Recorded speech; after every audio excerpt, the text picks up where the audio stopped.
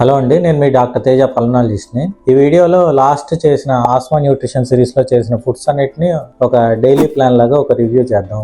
ఏంటంటే అసలు ఏం తినాలి, ఏం తినకూడదని, ఒక మార్నింగ్ బ్రేక్ఫాస్ట్లో ఏంటి, లంచ్లో ఏంటి, ఏం ఆప్షన్స్ ఆల్టర్నేటివ్ ఉంటాయి అనేది చూద్దాం. జస్ట్ ఫస్ట్ మార్నింగ్ నుంచి స్టార్ట్ చేద్దాం. ఫస్ట్ బ్రేక్ఫాస్ట్లో చూస్తే మనకి గట్ లంగ్ యాక్సిస్ అంటే ప్రోబయాటిక్ ప్లస్ ప్రీబయాటిక్ ఫుడ్ తీసుకుంటే మనకి లంగ్కి బాగా ఇమ్యూన్ సిస్టమ్ని ఆర్గనైజ్ చేస్తుంది.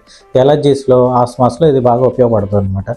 ప్రోబయాటిక్ ఫుడ్స్ అంటే ఇప్పుడు ఇడ్లీ కానీ, దోశ కానీ, ఫెర్మెంటెడ్ ఫుడ్స్ ఇట్లాంటివి తీసుకుంటే వాటితో పాటు సాంబార్ కానీ, మిక్స్డ్ వెజిటబుల్ కర్రీస్ కానీ, చట్నీస్ కానీ ఇట్లాంటివి తీసుకుంటే వాటిలో ఫైబర్ ఉంటుంది. ఇది ప్రీబయాటిక్. ఇది ప్లస్ ఫెర్మెంటెడ్ ఫుడ్స్ ఏమో ప్రోబయాటిక్. రెండు కలిపి తీసుకుంటే మన ఇమ్యూన్ సిస్టమ్ రెగ్యులేట్ అవ్వడానికి ఉపయోగపడుతుంది అనమాట. లేకపోతే పొద్దున్నే పెరుగన్నం తీసుకున్నా కానీ అది మన ఇమ్యూన్ సిస్టమ్ ని ఓవర్ రియాక్ట్ అవ్వకుండా ఆర్గనైజ్ చేయడానికి ఉపయోగపడుతుంది. So early morning breakfast alternative options. Lunch లో చూసుకుంటే మనం ఆల్టర్నేటివ్ ఆప్షన్స్ ఫస్ట్ మనం ఇందాక మాట్లాడుకున్నట్టు good and bad fats. Only alpha tocopherol ఉన్న ఆయిల్స్ నే వాడాలి. మన వంట నూనెలో సోయాబీన్ ఆయిల్ ఇట్లాంటి వాటిని తీసేసి సన్ఫ్లవర్ కానీ లేకపోతే వేరుశనగ ఆయిల్స్ కానీ ఇట్లాంటివి యూజ్ చేయడం వల్ల అది గుడ్ ఆయిల్స్ అనమాట మనకి. వీటితో పాటు మన డైలీ ఫుడ్స్ లో లంచ్ లో టమాటో ఉండేలాగా చూసుకోవాలి. టమాటో కూడా కుక్డ్ టొమాటోలో లైకోపిన్ ఉంటుంది కాబట్టి అది బాగా ఉపయోగపడుతుంది అనమాట. వీటితో పాటు నాన్ వెజ్ తినేవాళ్ళు ఎవరైనా ఉంటే every week once or twice fish తీసుకుంటే దానిలో ఒమేగా 3 ఫ్యాటీ యాసిడ్స్ ఉంటాయి. అవి బాగా యూజ్ అవుతాయి అనమాట.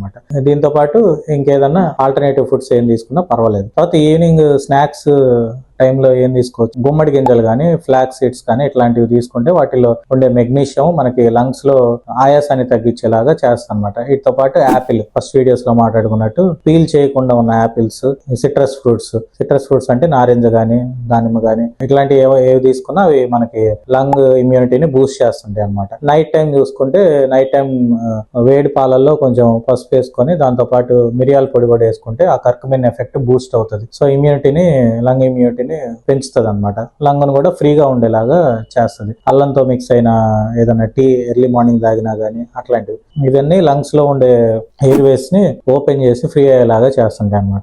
జనరల్ గా అందరూ ఏమనుకుంటారంటే ఏ డిసీజ్ అయినా, ఆస్మా ఒకటే కాదు, ఏ డిసీజ్ అయినా మెడిసిన్ తో పాటు life style modifications plus dietary habits ఇట్లాంటివి చేంజ్ చేసుకోవడం వల్ల కంప్లీట్ గా డిసీజెస్ ని కంట్రోల్లో పెట్టుకోవచ్చు. ఓన్లీ మెడిసిన్ ఒక్కటే డిసీజ్ ని క్యూర్ చేయలేదు. దాంతో పాటు డిసీజ్ ని అర్థం చేసుకోవడం కూడా చాలా ఇంపార్టెంట్. ఈ ఆస్మా వాటిలో లైఫ్ స్టైల్ మోడిఫికేషన్స్ ఏంటంటే వాకింగ్ అని, రెగ్యులర్ వాకింగ్, ఎక్సర్సైజ్ చేయడం, డైలీ మంచిగా సఫిషియెంట్ వాటర్ తీసుకోవడం, బాడీ డిహైడ్రేట్ అవ్వకుండా చూసుకోవడం ఇట్లాంటివి అనమాట. సో ఈ వీడియో నచ్చితే లైక్ చేయండి, మన ఛానల్ ని ఫాలో అవ్వండి. హ్యాపీగా ఉండండి. Thank you.